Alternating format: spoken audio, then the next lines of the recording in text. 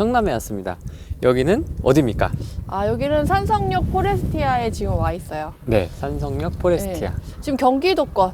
지금 사실 서울 보기는 너무 힘들거든요. 서울권을 보기에는. 네. 아직 좀 더 떨어질 거다라는 것도 있고, 금액대 자체가 좀 높아가지고, 네. 이 특례 보금자리론 발표 이후로 그 금액대에서 움직일 수 있는 경기도권 내에서 뱀의 머리? 서울은 용의 꼬리를 가야 되잖아요.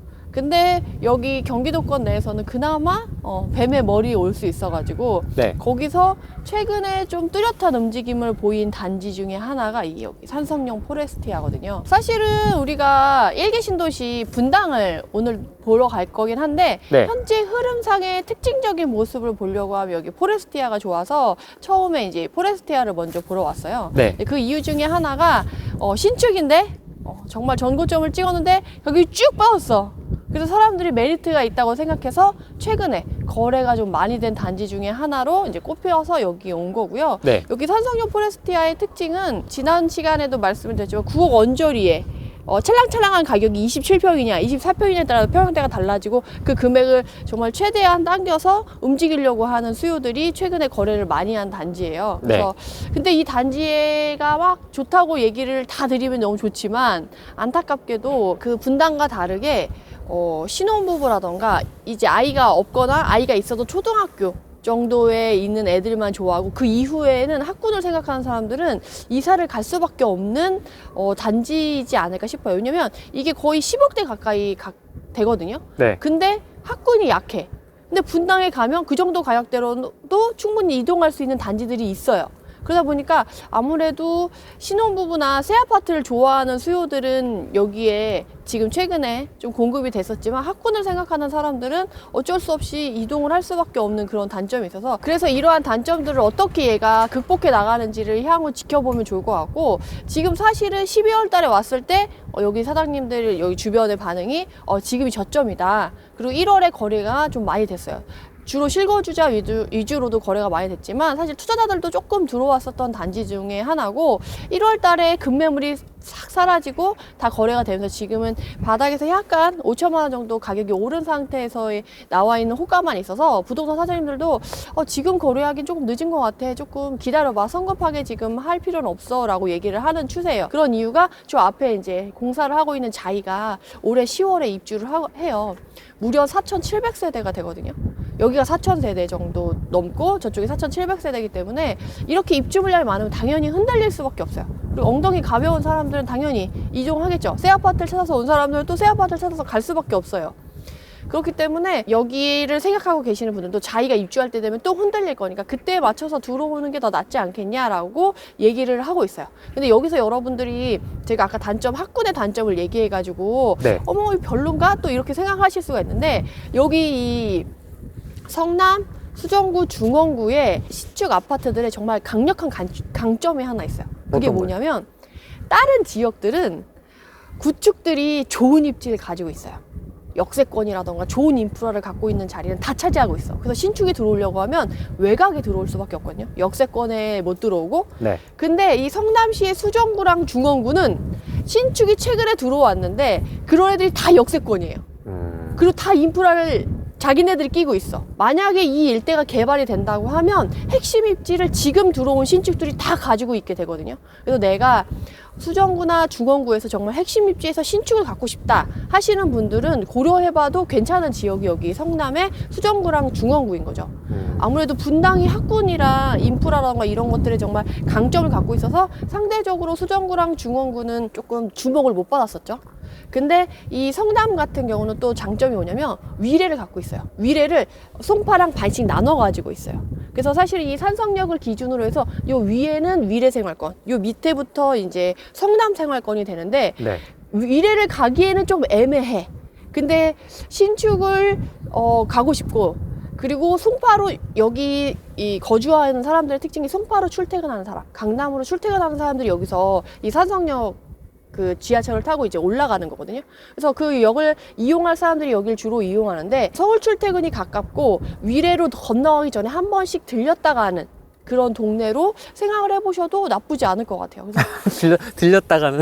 왜냐면 학군 때문에 그게 좀 약하거든요. 그래서 아이를 키우는 입장에서는, 그리고 여기 들어오는 사람들도 약간 그런 얘기를 해요. 그러면 전세에서 매매로 갈아타는 수요가 있냐라고 했을 때 없는 건 아니에요. 있어요. 있긴 있는데 아이들 나중에 교육할 때 되면 여기에 거주를 할 거냐 하면 대부분 조금 아니오가 많이 나오고 있거든요. 그래서 이 단지를 매수하려고 했을 때 그런 부분을 좀 고려하고 해야 본인이 리스크를 어느 정도 해지하고 할 수 있기 때문에. 그리고 지금 촬영할 때도 지금 고생이 되는 게 비행기가 계속 날아다녀요. 네. 그래가지고 그런 소음도 조금 있고, 그리고 이 아파트 자체가 언덕에 지어졌어요. 경사도가 난리나. 그래서 그 동마다도 이 경사도 높낮이가 많이 틀려요. 그래서 내가 만약에 저 밑에 있는 이 산성역 포레스티아가 3개의 건설사가 지어졌어요. 아이파크, 롯데, 더샵이 지어졌거든요. 더샵이 산성역 바로 앞에 있는 동들을 지었고, 저 뒤쪽이 이제 아이파크, 저 앞쪽이 이제 롯데캐슬에서 지었는데 다 특징이 있어요. 역을 가깝게 이용하고 싶다 그러면 더샵에서 지은 동들을 고르셔야지 유리하고, 아이 학교가 그나마 초등학교 가까우고 인프라, 상업시설, 편의시설 가까운 데를 좀 하고 싶다 그러면 롯데건설이 지은 동들을 고르셔야 되고, 아니야 난 한적하고 조용하고 산뷰가 나오는 게 좋아 그러면 아이파크 쪽을 고르셔야 되거든요.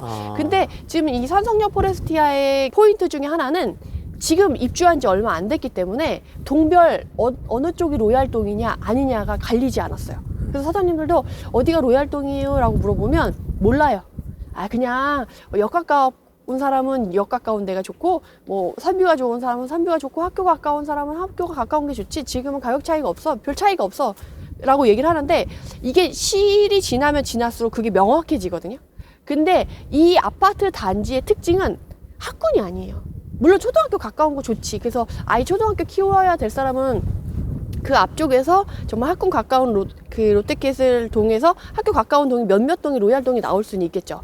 근데 이 아파트 단지의 전체적인 특성에서 로얄동을 찾는다고 하면 역 가까운 데가 사실은 최고거든요. 여기서 내려가고 올라가는 게 상당해요. 우리 지금 여기 올라오는 것만 해도 역에서 앞에 올라오는 것만 해도 지금 약간 거의 등산 분위기거든요. 네. 그렇기 때문에 제 생각엔 시간이 지나면 지날수록 역에 가까운 동들이 로얄동으로 더 쳐주고 가격 차이가 점점점 벌어지지 않을까 싶어요. 대부분 택지가 개발되고 났을 때 택지에 상관없이 대부분 분양가가 비슷하게 분양을 해요. 근데 나중에 시간이 지나면 지날수록 선호도에 따라서 가격 차이가 이렇게 벌어지거든요. 그래서 이 산성역 포레스티아 안에서도 그 동들의 그 가격 차이가 나중에는 벌어지지 않을까 싶어요. 그래서 제 생각엔 역에 가까운 게 조금 더 유리하지 않을까 해서, 추후에 내가 만약에 가격을 조금 더 받고 싶다 그러면 역에 가까운 것들이 조금 더 유리하지 않을까, 그런 생각이 들어요. 그래서 앞으로 이제 여기 자이도 생기고 네. 여기 산성역 포레스티아도 생기고 하면 이제 더 대단이잖아요. 여기가 4,000세대, 저기가 4,700세대면 거의 8,700, 거의 9,000세대 가까이 되니까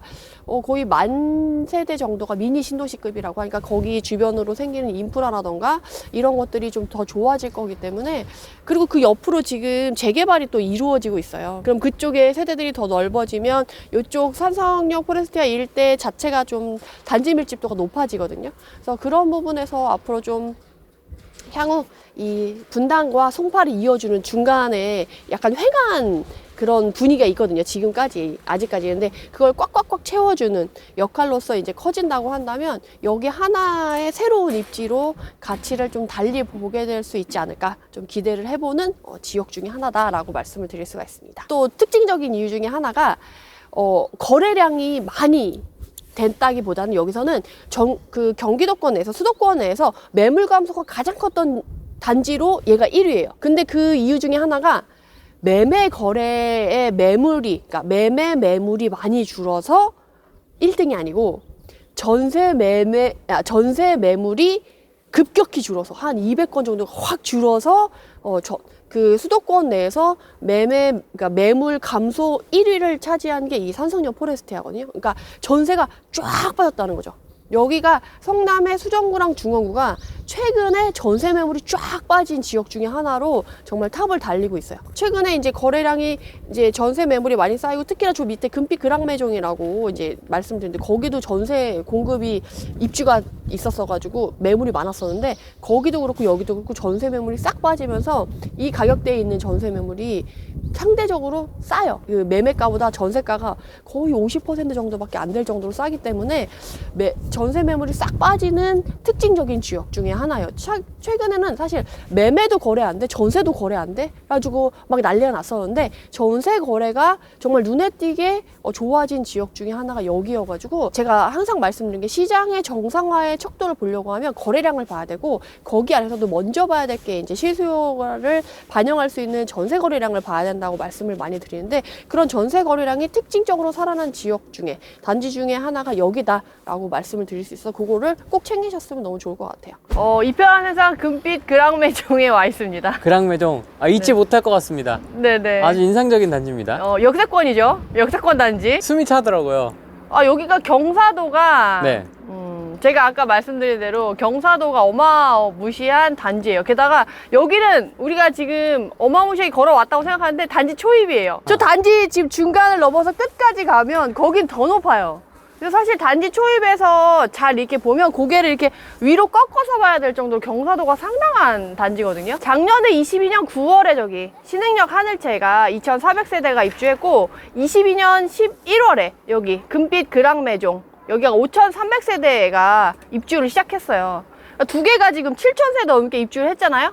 작년 어땠겠어요? 가을에 전세 장난 아니었겠죠. 휘청했겠는데요? 네, 매물이 그냥 막 쌓여가지고 가격이 막 지금 그 준신축급에 있던 전세 가격이랑 신축의 전세 가격이랑 진짜 같았어요. 거의 뭐 1, 2천만 원 차이 정도만 나고 거의 같았다가 지금은 조금 다시 신축의 전세가가 올라가고 있는 상황이에요. 그리고 되게 신기한 건 네. 지금 산성역 포레스티아에서 말씀드린 것처럼 전세가 작년까지 되게 많았는데 12월 1월부터 쫙 빠지기 시작해가지고 여기 5,000세대 전세 매물도 쫙 빠졌어요. 물론 여기에 다 투자자가 투자한 건 아니라서 실거주자도 있어서 전세 매물로 다 나오진 않았겠지만 제 작년 1월에 1, 2월에 여기 임장을 왔었거든요. 여기 네이버 부동산에 보면 여기 금빛 그랑매종의 전세가 한 300개가 있었어요.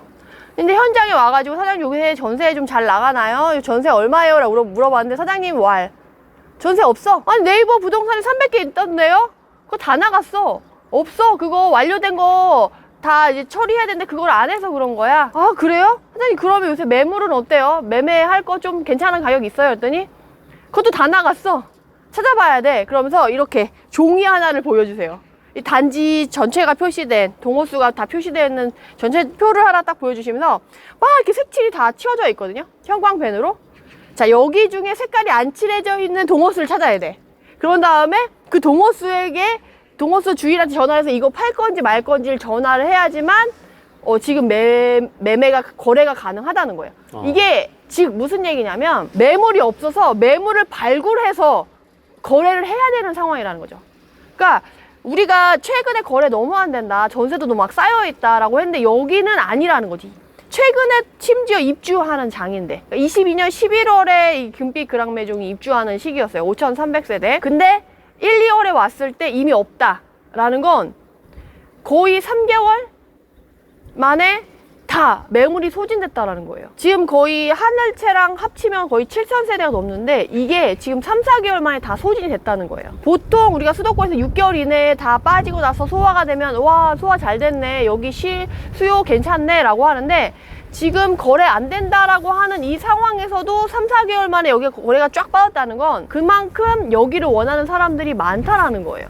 그래서 되게 신기한 건 여러분들이 지금 다른 지역 이전에 수원의 입주장 때 8달구 재개발 입주장 때 거기도 막 7,000세대 막 8,000세대 이랬단 말이에요.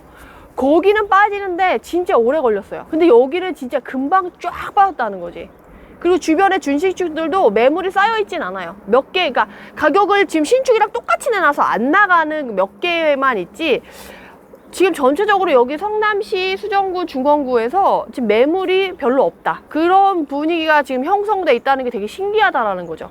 심지어 입주 물량이 7,000세대나 최근에 있었는데, 그래서 그런 부분에서 여러분들이 좀 포인트로 보시면 좋을 것 같고, 이 금빛 그랑매종 같은 경우는 역세권임에도 불구하고 경사도가 꽤 있어서 쭉, 그래서 앞동이랑 뒷동이랑 인프라가 앞에 있잖아요. 근데 뒷동에 올라갈수록 상대적으로 물론 중간에 다시 그 단지 내 상가가 있어. 왜냐면 이 사람 여기까지 내려와서 다시 올라가기 너무 힘들거든.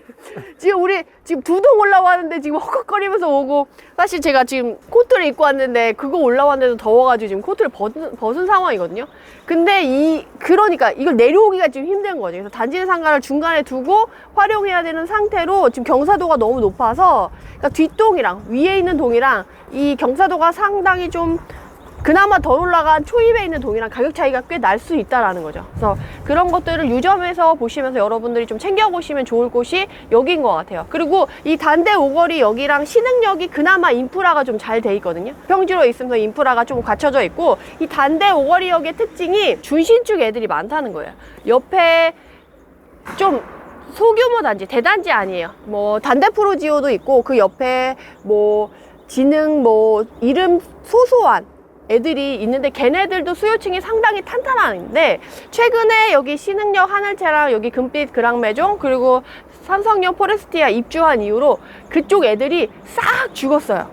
그래서 지금 분위기가 어떠냐면, 그쪽에 있는 준신축급 아니지, 구축이죠. 재건축을 바라볼 만한 그 애들은 지금 거래가 지금 하나도 안 되고 있어요. 여기는 지금 입주 물량인데도 불구하고 거래가 정말 활발해가지고 매물이 없다라고 할 정도인데, 그쪽은 손님이 1도 없어. 사장님들도 이미 뭐라고 해야 되나, 희망을 잃었다고 해야 되나, 되게 공격적으로 바뀌셨어요. 확실히 여유가 있고, 거래를 좀 많이 한 사장님들 여유가 있어서, 그래 이렇게 하고 정보도 많이 주시고, 좀 가격이 올랐다 싶으면 지금은 아니야, 조금 더 지켜봐, 이렇게 되는데 이쪽 단대 오거리 역의 반대편에 있는 구축들이 있는 단대 프로지오 나 그 옆에 있는 소소한 이제 소규모 세대들이 모이는 밀집해 있는 애들은 거기 부동산에 가면 사장님들이 우선 문을 열고 들어가면 짜증을 내요. 손님이 왔는데 짜증을 내. 뭘 물어보잖아요. 가격이 요새 얼마나 해요? 라고 물어보면 너 살 것도 아니잖아. 왜 물어봐? 그러면서 다들 오는 게, 요새 좀 가격이 싸졌을 것 같아가지고 싼 가격을 좀 사러 왔어요 라고 하면, 안 싸졌어. 안 싸졌으니까 그냥 가. 약간 이런 분위기예요. 진짜 그렇게 얘기해요? 네, 매물도 없어. 네가 원하는 것도 없고, 사람들이 내놓지도 않아. 니네가 원하는 가격이 나오지도 않고, 그리고 그 높은 가격에 나온 매물 자체도 없어. 그러니까 여기가 신축이 9억이란 말이에요. 거기 단대 프로지도 9억에 나와. 어떤 느낌인지 알겠죠? 여기 신축도 9억인데 저기도 9억에 나오고, 그거보다 낮춰서 팔 생각이 없어요. 그러니까 이게 안 맞는 거지. 그러니까 사실 이쪽에서 신축이 막 정고점 찍어서 내려와서 9억이 됐으면 저기도 더 내려와 줘야 이게 밸런스가 맞아서 거래가 될 텐데, 이게 안 무너지는 거예요. 저 사람들이 또 난 재건축이 될 거고 좋아질 거니까, 그나마 거기에 있는 애들이 평지급이고 여기보다 경사도가 좀 약해요.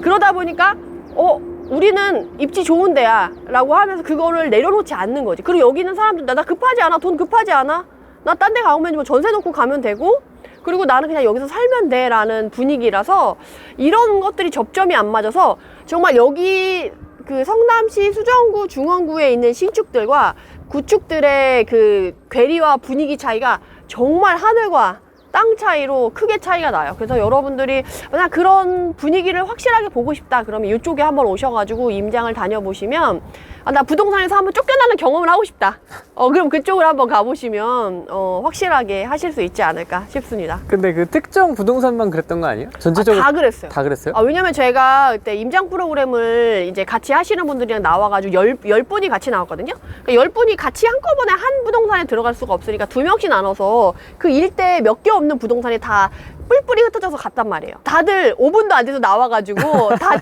똑같이 하는 말, 저 쫓겨났어요. 들어갔더니 막 화내세요, 막 짜증내요, 막. 그래서 뭘 물어보기가 그렇다.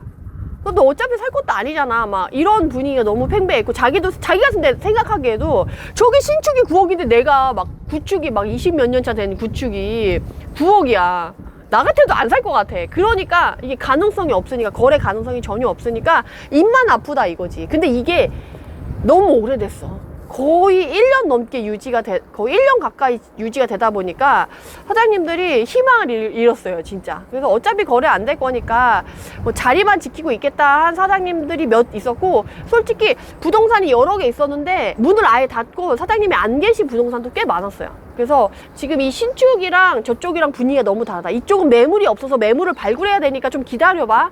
급하게 안 해도 돼 라는 분위기라고 한다면, 저쪽은 매물도 없고 가격도 아니고 사람 와서 그냥 금매 찾는 사람, 떠보는 사람만 오고 막 이러니까 좀 짜증이 많이 나신 것 같아요, 사장님들이. 실거주의 관점에서 그럼 여기 그랑 매종 어떻게 좀 보십니까?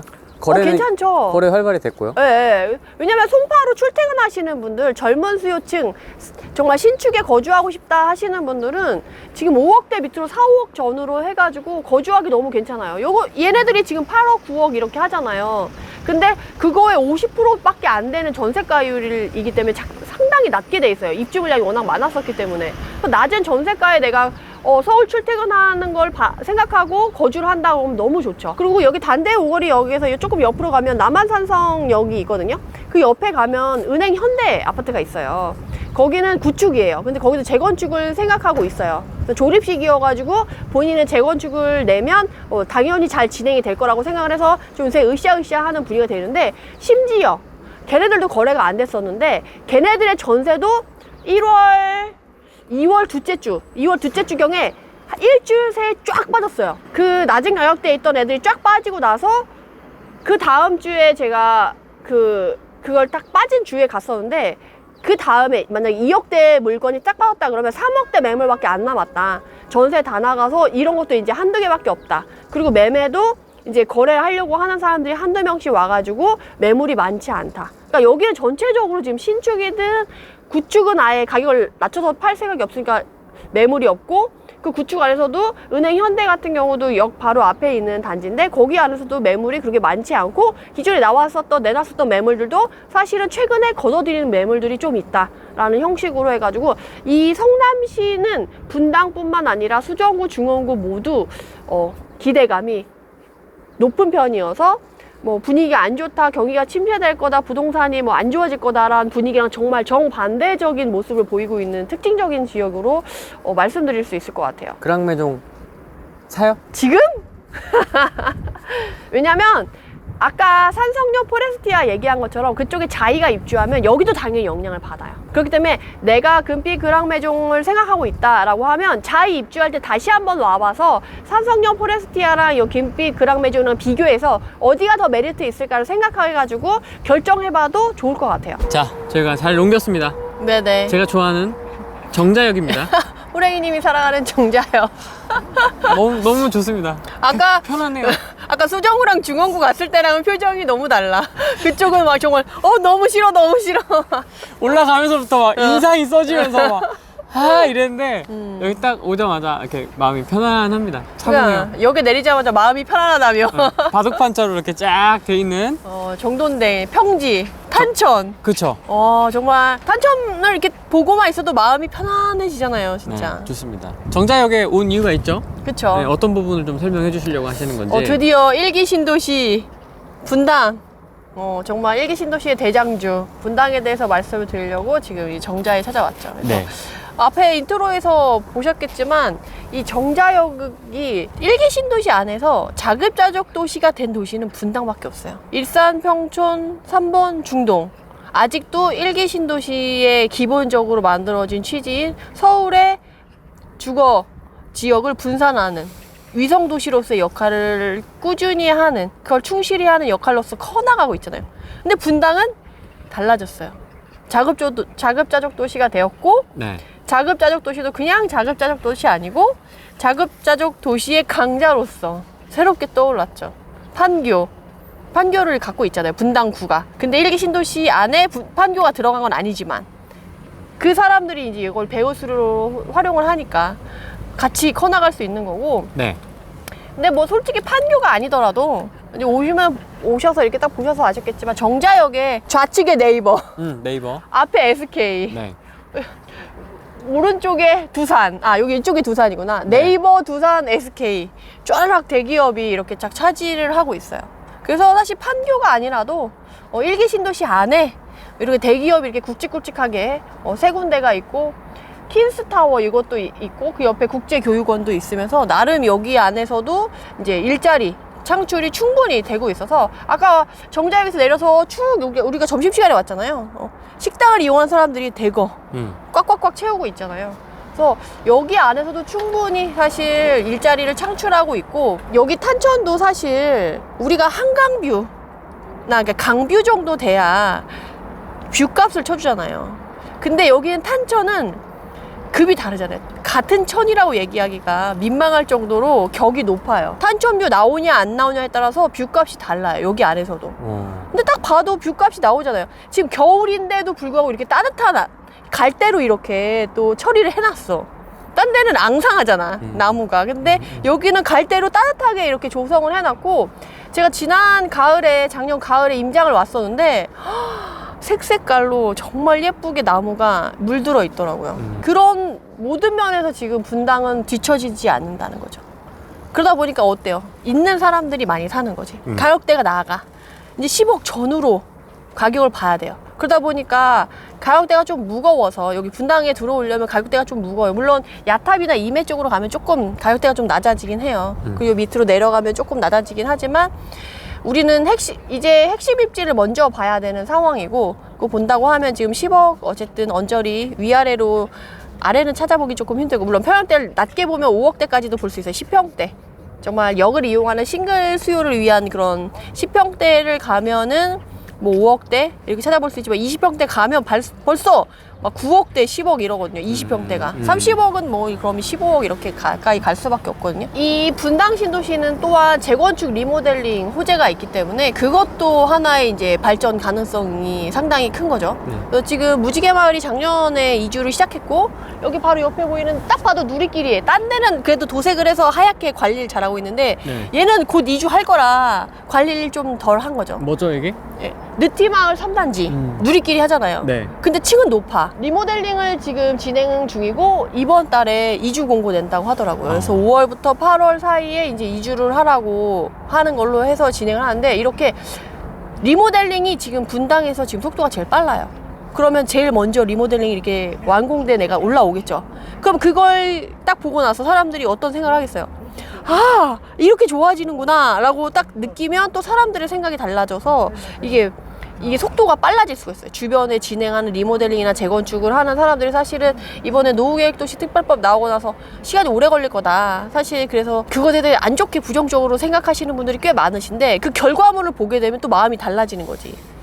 조금 어차피 장기적으로 갈 거잖아요. 그리고 여기 분당의 특징은 오래 걸릴 거 신경 안 쓴다.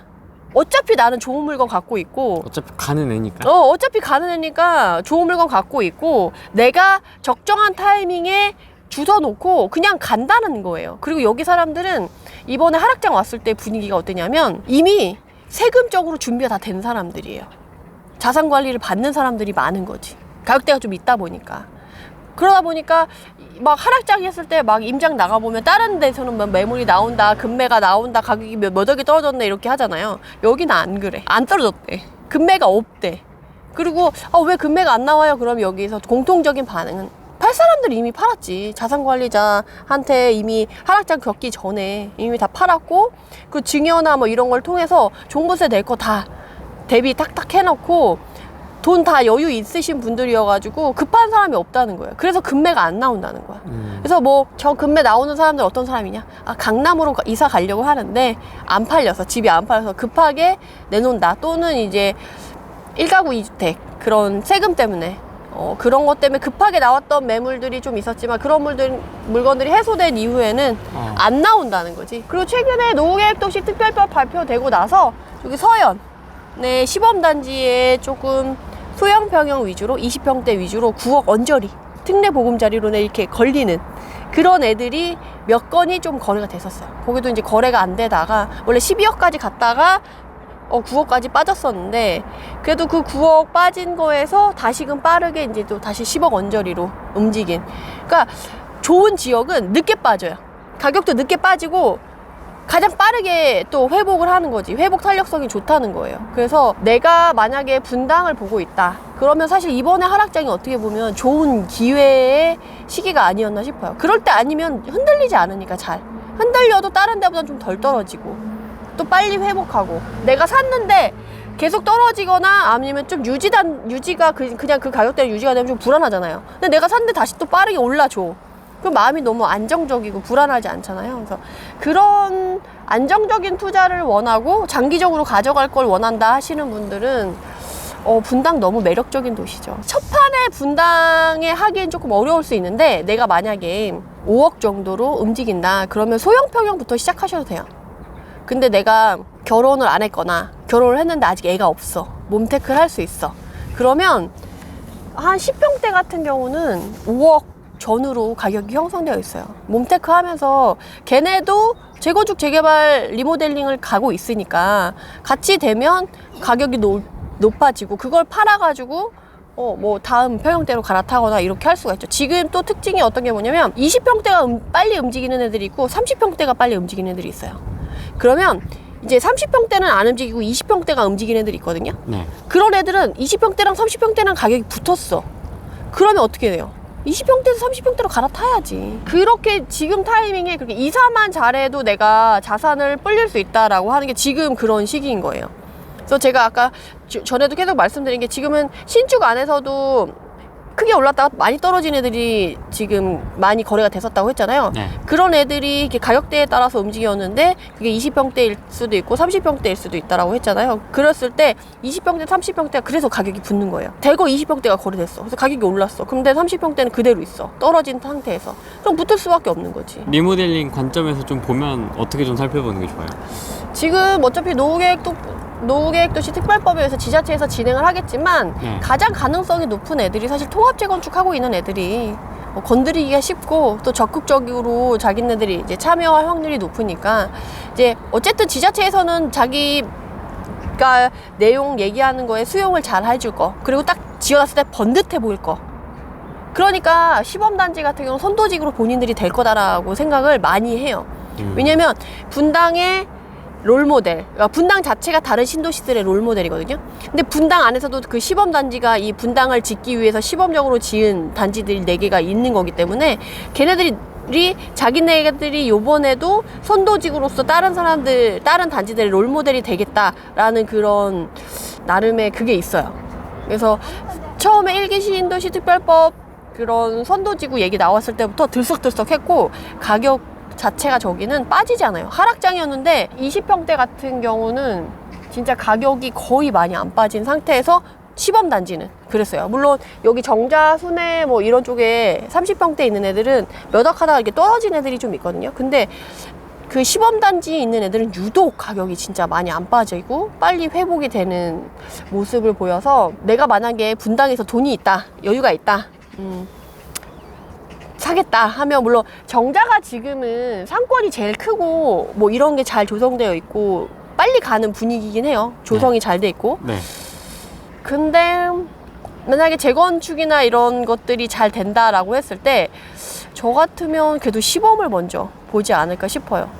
지금 느티나무나 이런 애들은 리모델링을 얘기를 많이 나온단 말이에요. 근데 시범단지 그쪽은 통합 재건축. 모양도 예뻐. 역을 끼고 양쪽으로 단지가 있고 가운데 상권이 있고 옆에 공원이 크게 있어요. 그러니까 모든 인프라를 다 그 기본적으로 갖고 있는 곳이기 때문에 재건축을 했을 때도 모양이 예쁘게 잘 나올 수 있다라는 거죠. 그래서 큰 그림을 그려보려고 하면 지금 20평대 같은 경우 시범단지 20평대 같은 경우 10억 밑으로도 잘 찾으면 아직까지는 좀 찾을 수가 있으니까 그걸 좀 누려보시는 것도 만약에 내가 무주택자인데 하나의 똘똘한 한 채를 갖고 싶다 그리고 몸테크로 좀 오래 가져갈 거 안정적으로 뭐 하락장에도 신경 안 쓰고 그냥 크게 걱정 안 하고 거주하면서 나중에 가치를 누리고 싶다 하시는 분들한테는 좀 좋은 것 같아요. 공격적인 사람은 많이 떨어지고 많이 오르고 이런 걸 원한다면 사실 분당은 안 맞아. 그런 사람한테는. 그리고 세금 공부를 좀 잘하고 분당하면 부자 마인드가 살아있는 도시라고 제가 말씀드리거든요. 왜냐하면 세금에 너무 이 사람들은 진짜 빠삭하고 세금 정책이 어떤 게 다 발표됐다. 그러면 그거에 따라 매물이 들어가고 나가고 가격이 움직이고 이런 게 되게 빠릿빠릿하게 움직여요. 그리고 이 분당은 경기도권 내에 있지만 사람들이 나 성남 살아요 이렇게 얘기 안 하잖아요. 너 어디 살아요? 그러면 분당 사람. 분당 살아요 이렇게 얘기하잖아요. 그러면서 나름의 자기네들의 프라이드가 있고 흐름 자체가 과천이나 성남, 분당 이런 애들은 서울과 흐름을 같이 해요. 서울의 강남 3구랑 흐름을 같이 해요. 걔네 올라가면 같이 올라가고 떨어지면 같이 떨어지고 시기도 비슷하고 거래량도 물론 그 도시의 크기에 따라 좀 달라지지만 그 폭이 이렇게 같이 움직인다니 쌍둥이처럼 모양이. 그래서 서울과 흐름을 같이 하는 동네들의 특징은 가격대도 어느 정도 있고 세금에 빠삭하고 그리고 돈이 약간 여유가 있으신 분들이 많아서 실제적으로 그렇게 막 매물을 던지고 이런 사람들이 별로 없다라는 거죠. 공격적인 투자를 원하시는 분들에게는 좀 안 맞을 수 있지만 안정적으로 내가 가치를 생각해서 투자하시는 분들한테는 한번 여기 탄천을 걸어보고 역을 이렇게 와도 후레이님처럼 마음이 편안해진다. 좋아요. 예. 소유하고 싶다. 앞으로 집의 양극화는 더 심해질 텐데 이런 애들만 남을 거라는 거지. 이미 통합 개발되어 있어. 밀도 있게 개발이 되어 있어. 여기를 그냥 새 걸로 바꿔준다는 거야. 근데 저기 좀 후미진 곳에 새로 아파트가 들어선다고 해서 과연 여기가 죽을 거냐? 아니라는 거지. 여기가 썩어 있어도 여기는 바뀌지 않아요. 그러니까 여러분들이 정말 내가 부동산을 보는 눈이 없다. 그럼 남들이 딱 봐도 그냥 명확한 거 그런 걸 하시면 돼요. 지금 시기는 돈만 있다면. 아 그치 선점이라고 표현하셨잖아요. 막 이렇게 찾아서 간다. 근데 우리 규제할 때도 규제 피해서 공시가격 1억 이하나 생수 OP 했다가 아 근데 그것도 제가 할 말이 정말 많은 게 규제를 피해 갔어. 규제를 피했다는 거에 만족을 하면 안 되지. 거기서 가치를 찾았어야지. 그래서 사실 공시지가 1억 이하 중에 괜찮은 애들이 있어요. 저도 공시지가 1억이 아직도 들고 있어. 그리고 거기서 교집합을 찾아서 호재랑 이런 가치 있는 걸 찾아야지. 그냥 취득록세를 규제하니까 공시지가 1억 이하만 가야지 하면서 저기 나홀로를 찾아가. 그러니까 사람들 막 투자도로 1억 이하로 몰리니까 언젠간 올 거야 라고 생각하고 사놓은 거지. 가치를 안 보고 가격만 본 거지. 네, 가격만 보고 사신 거야. 아, 그럼 할 말이 없지. 할 말이 없지. 그런 분들이 좀 있었나 보죠? 하소연 하시는 분들이? 아, 그렇죠. 그래서 제가 유튜브에서도 그런 애들 중에서도 좀 이런 애들은 하지 마라. 16평, 18평이 막 1800세대, 2000세대 이런 게 되는 게 있어요.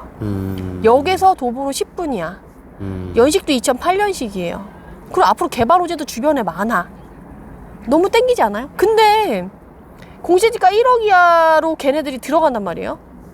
1800세대 한 평수에 너도 나도 들어가. 1000개 소진될 때까지 가격이 안 움직여. 소진이 돼서 가격이 올랐어요.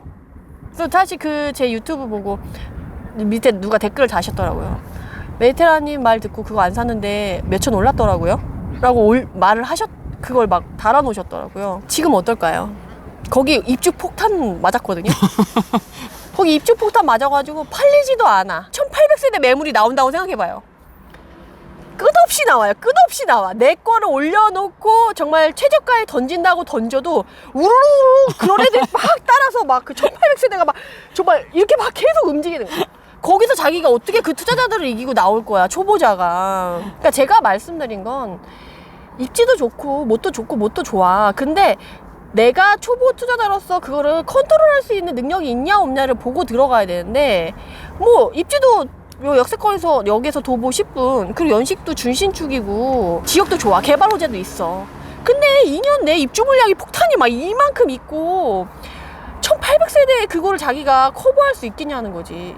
막 그 한 분기에 막 300개 400개씩 거래가 되는 그 애를 그 나중에 돼서는 자기가 뭐 2, 3천 뭐 5천 올렸다고 쳐도 5천은 먹고 온전히 그걸 지켜서 나올 수가 있지 않다니까요. 똑같은 공시지가 1억 이하라고 할지라도 본인이 그런 식으로 좋은 물건이라도 컨트롤할 수 있는 물건, 시기 다 맞춰서 해야 되고, 제가 갖고 있는 공시지가 1억 이하 애들은 입지가 핵심 입지예요. 뭐 어느 시 어느 동의 핵심 입지야. 핵심 입지인데 리모델링 호재도 있고 실수요가 간다고 하면 절대 빼놓지 않고 갈 그런 단지. 일단 가장 먼저 살펴보는 단지. 그쵸. 그리고 실수요가 탄탄해. 거래가 아무리 안 돼도 얘는 가격만 낮추면 거래가 되고, 아무리 거래가 안 된다, 매매 거래가 안 되면 전세 거래라도 되는, 이걸 거쳐갈 수밖에 없는 그런 물건을 저는 갖고 있어요. 그러니까 걔네는 가격이 떨어져도 일정 가격 이하로는 떨어지지 않고, 지금 최근에 지방의 분위기 안 좋다잖아요. 그러니까 저는 그런 애들 중에서도 지방 물건들이 있어요. 최근에 전월세가 그렇게 돈대. 그래서 전세 가격은 이제 더 이상 떨어질 것 같지 않다. 그래서 좀 있으면 매매도 살아날 것 같으니까 전세 살아나는 거에 맞춰서 그냥 우리는 이제 인내하며 맞춰서. 버티기를 하면 된다라는 분위기가 지금 형성되어 있어요. 그래서 내가 똑같이 공시지가 1억 이하를 투자하더라도 근데 규제만 피해서 만족하고 투자를 하는 게 아니라 거기 안에서 가치를 또 찾았어야지. 그리고 내가 생숙이랑 오피스텔을 하지 말라고 그렇게 얘기를 했잖아요. 생숙은 진짜 그냥 건설사 좋은 일만 시키고, 그거 생숙 올린 그 건설하신 분만 정말 좋은 일 시키는 거고, 분양하신 분들하고. 예. 그 아파트 그 분양해줘가지고 거래한 사람과 관련된 사람들만 좋아. 그러니까 내 돈으로 돈잔치 한 거야. 그치? 파티한 거지. 그리고 오피스텔은 그냥 주거 지역의, 그러니까 주거 용품의 그런 대체제잖아요. 대체제. 메인이 아니잖아요. 대체할 게 언제든지 생긴다는 거지. 원룸이라던가 빌라라던가 아파트, 소형평 이런 것들이 주변에 조금이라도 생기면 경쟁력이 확 떨어져요. 제가 오피스텔의 수요층을 뭐라고 부르냐면 철새족이라고 불러요. 왜냐면 풀옵션이야. 이사할 때 너무 가벼워. 본인 옷만 들고 가면 돼. 그치. 그리고 새 오피스텔이 지어지잖아요. 기존 오피스텔이랑 월세를 똑같이 책정을 해요. 똑같은 가격인데 저기 아파트가 더 새 거야. 새 오피스텔이야. 그리고 이사하는데 너무 엉덩이가 가벼워. 뭐 트럭 안 불러도 돼. 그냥 본인이 갖고 있는 차에 실어서 그냥 옮기면 돼. 1인 가구 또는 2인 가구가 많으니까. 그러면 정말 그 지역, 그 단지에 대해서 의리를 갖고 있는 사람들이 있는데, 오피스텔 사는 사람들은 그런 주거 지역의 의리가 없어. 1도 없어.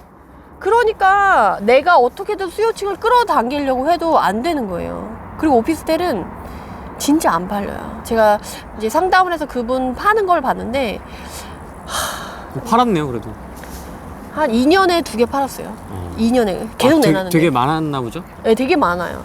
그분도 오피스텔 개수가 되게 많은데 하나씩 빨리 너무 손해보지 않은 선에 정리하라고 했는데 몇 년 걸려. 그것도 다 팔지도 못했어, 아직도. 왜냐면 또 오피스텔은 감가상각률이 엄청 빨라요. 그리고 10년 정도 되면 유지 그 관리하는 풀옵션 다 바꿔줘야 돼. 돈이 더 들어요. 그러면 이제 수익률도 안 나오고 팔리지도 않고 새 오피스텔은 계속 들어오고 난감해지는 거죠. 그래서 오피스텔은 본인이 산 매매가로 월세를 돌려먹는 거다라고 말씀을 드려요. 그러니까 매매 산 금액에서 월세를 그냥 내가 뺏어 먹는 거다. 그냥 월급식으로. 수익이 새로 창출되는 게 아니다. 대부분의 지역들은. 근데 진짜 오피스텔 투자하시는 분들은 진짜 꾼들이 하는 거예요. 꾼들. 그 프리미어로 먹고 빠지고 하시는 분들, 그런 분들만 진짜 수익을 보는 거지, 그 외에는 진짜 그냥 깔아주는 형이어가지고 너무 안타까운 분들이 많아요. 그래서 1개 신도시 투자하시는 분들은 긴 호흡을 갖고 생각을 해야 된다. 그리고 1개 신도시 투자하면서 한 번만 먹을 생각을 하면 안 될 것 같아요. 여러 번 상승과 하락이 계속 20년 30년 동안 있을 거기 때문에, 하락했을 때 들어가서 상승했을 때 팔고 한 번 먹고, 다시 하락했을 때 다시 들어가서 상승하면 다시 한 번 먹고, 한 2-3번은 먹을 생각하시고 1기 신도시 그냥 이참에 뽕 뽑는다, 그래서 제대로 알아놓는다 생각하시고 준비를 하시면 너무 좋지 않을까 싶어요. 지금 가격이 너무 싸졌잖아요. 정말 메리트 있어졌어. 근데 이렇게 메리트 있어지는 시기가 그렇게 또 많지는 않을 거예요.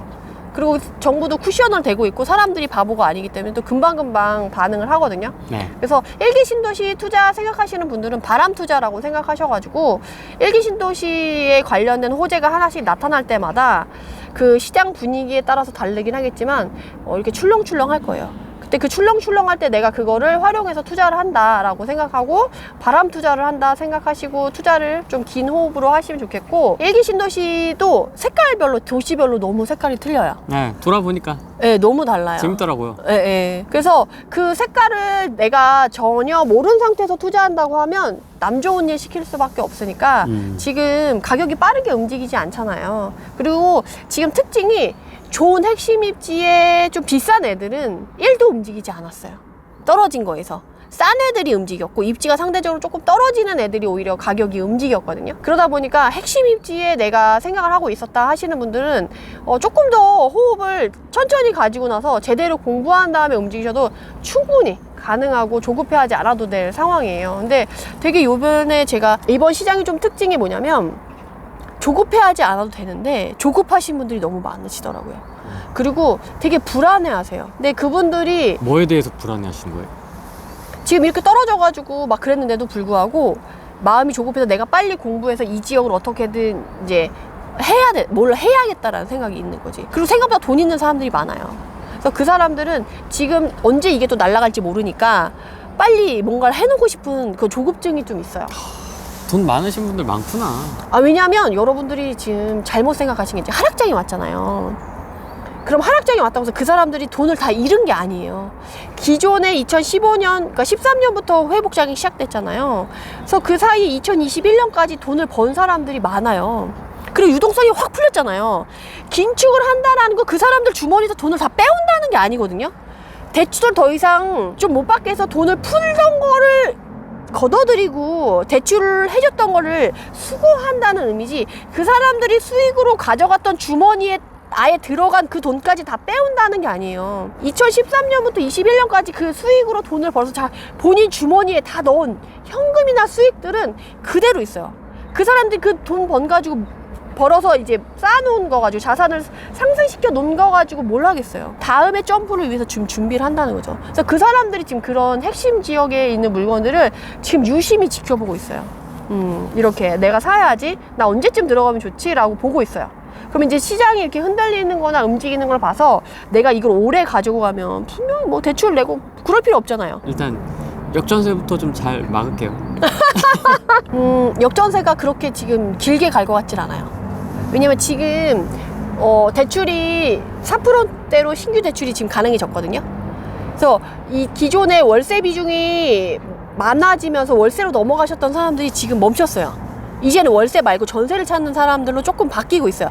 그러니까 월세 비중이 정말 빠르게 이렇게 올라갔잖아요. 맞아. 그 속도가 지금 늦춰졌어요. 왜냐면 기존에는 대출이 자이언트 스텝으로 계속 금리를 인상을 하면서 다음에 대출 받으면 더 올라가는 게 눈에 보여서 2년이라도 이자를 묶어놓을 수 있는 월세를 가겠다라는 게 되게 사람들의 대표적인 심리였거든요.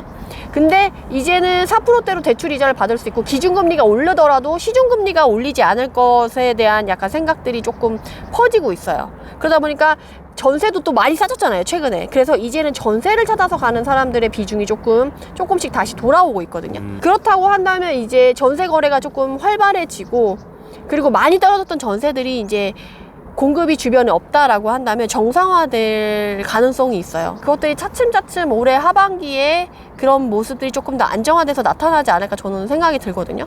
그래서 뭐 지방에 뭐 짤짤이 하셨던 분들은 1, 2천만 원 떨어진 거는 크게 걱정 안 하고 뭐 자기가 좋은 입지에 괜찮은 걸 했다라고 한다는 가정하에 그 정도는 또 충분히 회복할 수 있을 것 같아요. 그런 건 크게 걱정하시지 않아도 될 것 같고, 근데 걱정되는 역전세는 2020년 임대차 3법에 의해서 갑자기 막 2배로 상승한 전세가를 내고 들어오신 그런 지역과 단지들이 있잖아요. 그렇죠. 그러니까 그런 단지는 어쩔 수 없어요. 역전세 맞는 건 어쩔 수 없어. 그냥 그거는 내가 이전에 많이 받았던 거를 그냥 돌려준다라고 생각하고 그것까지 기대하는 건 아닌 것 같아요. 시장이 어려워서 월세로 비중이 넘어가서 사람들이 움직이지 않아서 전세가가 하락한 거는 회복이 돼요. 근데 임대차 3법에 의해서 땡겨서 4년치를 땡겨서 확 올려서 받은 그거는 어차피 돌려줘야 될 돈이었어요. 끝으로 우리 프랭이TV 시청자분들, 다주택 적폐 투자자분들 겨울을 잘 어쨌든 견뎠습니다. 일단 네네네. 지금까지 시청하신다는 거는 끝으로 좀 하고 싶은 이야기 있으시면. 네네. 지금까지 열심히 인내하고 버티신 분들에게 너무 고생하셨다고 제가 칭찬 너무 해드리고 싶고, 작년에 금리 자이언트 스텝 시작하고 난 이후로 정말 거래량이 쪼그라들다 못해 정말 실종이 된 상태로 좀 유지가 됐었는데, 올해 2023년 1월, 2월, 3월 들어서 거래량이 작년 쪼그라든 거에 비해서 한 2배, 3배 거래량이 늘어난 게 전국적으로 지금 보이고 있어요. 뭐 작년에 20건 쪼그라들었을 때 20건 됐다고 하면 지금 한 60건 정도 거래가 되고요. 3, 40건 됐다 한 데는 뭐 90건에서 한 100건 정도로 23년 들어서 거래량이 좀 그렇게 늘어나고 있어요. 그래서 차츰차츰 늘어나고 있으니까 거래가 정상화될 거라고 생각하시고 조금만 더 버텨주시면 될 것 같고요. 아까 후랭이님이 얘기하신 것처럼 우리가 이제 촬영을 기획하고 나서 좀 봄 분위기 내가지고 좀 얇게 하고 싶어가지고 옷을 컨셉을 잡아서 제가 사실은 이번에 그 봄으로 해서 좀 화려한 컬러로 해서 좀 후드티로 시리즈로 만들려고 제가 색깔별로 후드티를 구매해 놨었는데 그걸 쓰질 못했어요. 그러니까 이걸 왜 얘기하냐면 우리가 이 날씨에 맞춰서 옷을 입는 거 계획한 거 하나도 이렇게 지키기가 이렇게 어려울 정도로 변수가 끊임없이 발생을 해요. 투자도 인생도 끊임없이 이렇게 변수가 발생할 수밖에 없거든요. 그런 면에서 지금 꽃샘추위가 온 것처럼 최근에 또 파월이 또 빅스텝을 한다고 해가지고 찬물을 끼얹었잖아요. 네. 그래서 조금 상심하신 분들이 좀 계실 수가 있는데요. 네. 앞으로 계속 될 거예요. 그런 거는. 좋겠다 저렇겠다. 온탕냉탕. 예, 어쩔 수 없어. 근데 내가 이거를 어떻게 받아들이느냐에 따라서 결국 달라지는 것 같아요. 그냥 이걸 그냥 받아들이고 그럴 수 있어. 그렇지만 내가 그 기조를 유지해 간다라고 하면 사실 이렇게 왔다 갔다 하지만 이 중심은 크게 변하지 않거든요. 근데 내가 그 중심을 어디에 둘 거냐가 관건이고 내가 얼마나 원칙을 지키면서 투자했냐에 따라서 그걸 지킬 수 있는 힘이 있고 없고가 갈리는 것 같아요. 근데 내가 만약 원칙을 지킨 사람이다 그러면 그 원칙대로 본인 걸 지켜가면서 가시면 되고, 내가 원칙을 지키지 못해서 정말 이상한 물건들을 너무 많이 갖고 있다라고 하면 지금 좀 거래량이 살아났을 때 무게감을 좀 낮추기 위해서 이렇게 좀 던져서 몸을 가볍게 만드실 필요가 있어요. 그래서 제가 항상 말씀드리는 건 시즌에 따라서 포트폴리오를 재점검하셔가지고 본인의 옥석 가리기랑 이런 것들을 항상 하셔야 되는데, 지금 시즌이 지금 그런 시즌이다 라고 말씀드릴 수 있을 것 같아요. 올 봄 놓치지 마시고 포트폴리오 재점검하셔가지고 투자자로서 다시 한번 거듭나는 시기 보내셨으면 좋겠다고 말씀드리면서 응원의 말씀 전하면서 이만 마치도록 하겠습니다. 메이트라님은 올해 그러면 어떤 식으로 좀 부동산의 관점에서 좀 어떻게 관리를 해 나갈 생각이세요? 투자 계획이랑 관리 계획이 역전세 날 걸 해주고 처리를 해주고 네. 그리고 좀 현금을 계속해서 비축하고 있어요. 하락이 왔고 이제 어느 순간 이 가격이 더 이상 떨어지지 않을 것 같다, 이거 일정 금액 이하로 더 이상 안 떨어진다라고 눈독 들였던 애들이 있다라고 하면 저는 올해 하반기에 좀 경매로 경매로? 네네네. 올해 하반기에 경매 물건이 좀 많이 나올 것 같아요, 이제는. 왜냐면 작년에 힘들었던 분들이, 대출 때문에 힘들었던 분들이 진짜 많았잖아요. 그래서 물건을 던지신 분들이 많은데 그런 물건이 대거 경매로 많이 넘어왔어요. 근데 지금 경매 시장에는 물건이 없거든요. 근데 그런 이유가, 그런 물건들이 경매 시장으로 사건 번호를 달고 나오려면 6개월 정도가 걸려요. 그 과정이 거쳐서 감정평가하고 이럴 때 이제 그런 물건이 이제 올해 하반기에 나올 거기 때문에 저는 올해 하반기에 경매 시장이 조금 더 활성화되지 않을까. 그리고 이렇게 하락장이고 이게 그 하락이 어느 정도 유지되는 그 선에서는 거래가 정상화됐다는 전제 하에 경매 시장이 메리트 있을 수밖에 없어요. 그럼 이제 경매 투자로 또 수익을 챙길 시기가 또 오기 때문에 모아놨던 현금으로 경매로 좋은 A급 물건 집에 와야 되지 않을까 저는 기대를 하고 있습니다. 3일 동안의 촬영 그러게요. 개고생했습니다. 조회수는 안 나오겠지만 아니 근데 진짜 현장이 촬영이 정말 품이 많이 들어요. 진짜 변수가 너무 많네요.